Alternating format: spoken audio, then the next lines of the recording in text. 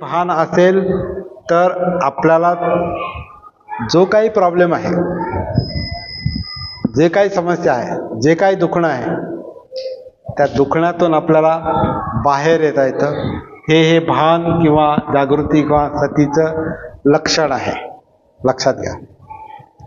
आता समजा सोनवणेंच्या जीवनामध्ये ती घटना घडली, त्यांच्या मॅडम गेल्या आणि ते आता दुःखामध्ये आहेत. आता याच्यातून त्यांनी बाहेर कसं पडायचं?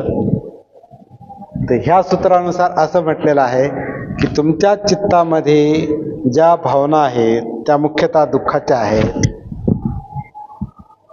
तर आपलं एक मनाची प्रवृत्ती अशी असते की जेव्हा दुःख असतं तेव्हा ते नको नको वाटतं. माणसाला दुःख नकोच वाटतं. मग माणूस काय करतो? ते टाळायला पाहतो. आणि जेव्हा तो टाळतो तेव्हा ते दुःख